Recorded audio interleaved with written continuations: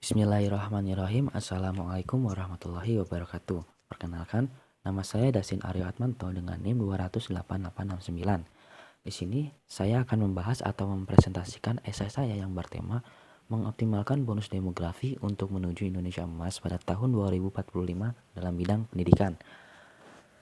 Oke, langsung saja.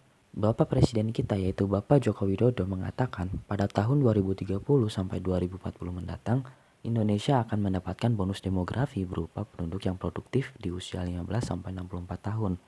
Nah, tentunya Indonesia tidak ingin menyia-nyiakan bonus demografi yang akan didapatkan pada masa tersebut. Oleh karena itu, bonus demografi tersebut harus bisa dioptimalkan dengan baik.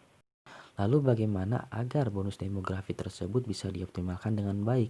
Yaitu dengan membentuk sumber daya manusia yang unggul. Seperti yang kita ketahui, secara kuantitatif, sumber daya manusia di Indonesia sangatlah melimpah. Sedangkan secara kualitatif, sumber daya manusia di Indonesia belum bisa dikategorikan sebagai sumber daya manusia yang unggul. Dengan meningkatkan pelajar berprestasi diharapkan mampu memberikan kontribusi kepada bangsa dan negara sehingga meningkatkan sumber daya manusia di Indonesia menjadi sumber daya manusia yang unggul. Namun permasalahannya ialah pendidikan di Indonesia pada saat ini sedang menurun. Sesuai data yang dirilis oleh PISA pada tahun 2018 lalu, menunjukkan bahwa Indonesia menduduki peringkat ke-74 sedunia. Hal ini cukup mengkhawatirkan karena pendidikan memiliki peranan penting sebagai penghasil pelajar berprestasi. Kemudian, apa penyebab pendidikan di Indonesia saat ini menurun? Yaitu karena banyak siswa putus sekolah. Sesuai data yang dirilis oleh UNICEF, sebesar 52% alasan anak tidak bersekolah karena tidak mampu membayar biaya sekolah. Jika kita kaji lebih dalam, mengapa para siswa tidak mampu membayar biaya sekolah?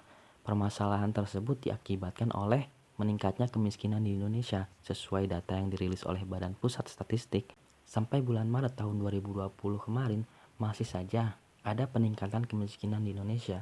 Terlebih lagi, saat ini Indonesia mengalami pandemi COVID-19. Hal tersebut sangatlah berpengaruh terhadap ekonomi di Indonesia yang menyebabkan banyak pelajar putus sekolah. Berdasarkan permasalahan tersebut, tentunya harus segera diselesaikan dengan baik untuk mewujudkan Indonesia Emas pada tahun 2045.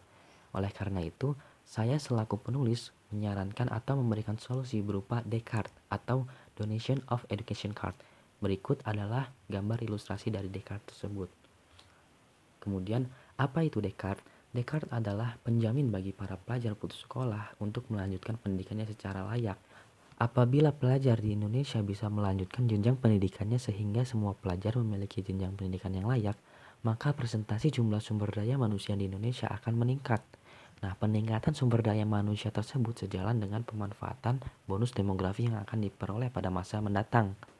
Kemudian, D-Card ini berupa kartu bantuan seperti kartu ATM pada umumnya yang nantinya akan bekerja sama dengan berbagai pihak sekolah supaya biaya yang dikeluarkan mampu menutupi seluruh kebutuhan dari siswa tersebut dan akan bekerja sama dengan salah satu bank di Indonesia supaya bantuan yang diberikan mampu digunakan secara bijak oleh para pengguna.